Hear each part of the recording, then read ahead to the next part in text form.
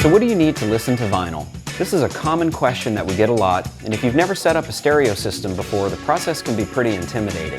Sure, you need a turntable, but there are many different types with many different features, and the deeper you go, the more questions you're going to have, such as, what does the turntable plug into? What kind of speakers do I need? And what the hell is a preamp? We're going to break down the 4 basic components of every stereo system. We're going to show you how some common gear covers those components, and then we're going to recommend 2 different stereo setups that are guaranteed to satisfy even the most discerning listeners. The first component of your stereo system is obviously the turntable. This translates the music carved into the grooves of your vinyl into a faint electrical signal. So the second component of your stereo system is the preamp. This takes the faint electrical signal produced by your turntable and boosts it up to a line level. The third component of your stereo system is the amplifier receiver.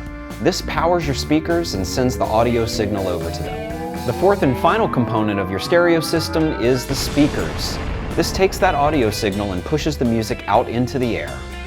Some common gear bundles components together so you don't need as many individual pieces to complete your system. But keep in mind, all 4 components must be represented in order to listen to vinyl. We're going to take a look at some common gear that you might encounter so we can get a better idea of how it might fit into your system. Some turntables have a built-in preamp and some don't. This one does, and there's 2 surefire ways that you can tell. Look for a USB port or a phono line switch. If either are present, then the turntable definitely has a built-in preamp.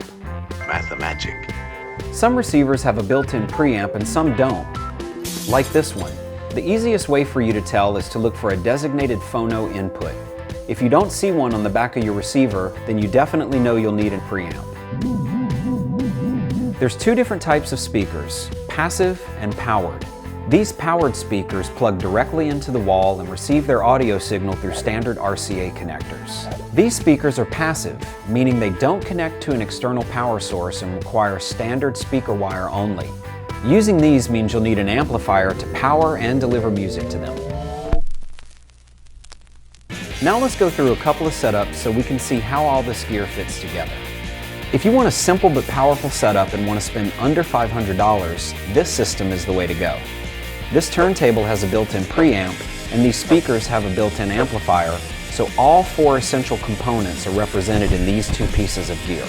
This makes setup really simple. Connect your turntable to the back of the speakers using standard RCA connections, connect the 2 speakers to one another with standard speaker wire, and then connect both components to power. That's it. If you're looking to buy a powerful, robust system that you can grow and upgrade over time, we recommend not buying gear that's bundled together because the quality of standalone gear tends to be higher. Starting out with a system like this is going to run you about $1,000. With this setup, all you need to do is connect your turntable into your preamp and your preamp into the back of your receiver using standard RCA cables. From there, all you do is connect your speakers into the back of your receiver using standard speaker wire, and you're ready to play some records. In each of these setups, there are things that you should do to calibrate your system and optimize your sound. While there are certainly more things to consider with this particular setup, options in both should be explored. One final thing about these 2 setups. This is just to illustrate how the gear all works together. By all means, mix and match components, upgrade your system over time, and just have fun with it. So just to wrap up, we wanted to address some common questions about turntables. Specifically, what's the difference between a belt drive table and a direct drive table? If you plan on DJing, you're definitely going to need a direct drive turntable. These allow you to safely back cue your records, and you can change the speed of the track you're playing via the pitch control. Belt drive turntables comprise the majority of the market. On the audiophile end of the spectrum, almost all turntables are belt drive, simply because the direct drive motor is said to add a little noise to the listening experience. We're often asked if cartridges and needles are the same thing, and if they need to be replaced. Your stylus or needle should be replaced after approximately 800 hours of play. A dull needle doesn't provide you with good sound, and it can definitely ruin your vinyl. If you plan on listening to 78s or DJing with your turntable, there are specific needles for those that are different from your standard stylus. Cartridges are separate from needles and they don't wear out. However, upgrading your cartridge is a great way to improve the sound quality of your system. But keep in mind that most cheap turntables don't allow for cartridge upgrades, so that's something to consider before making your final selection.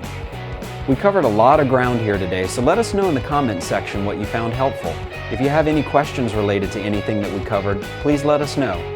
Thanks for watching.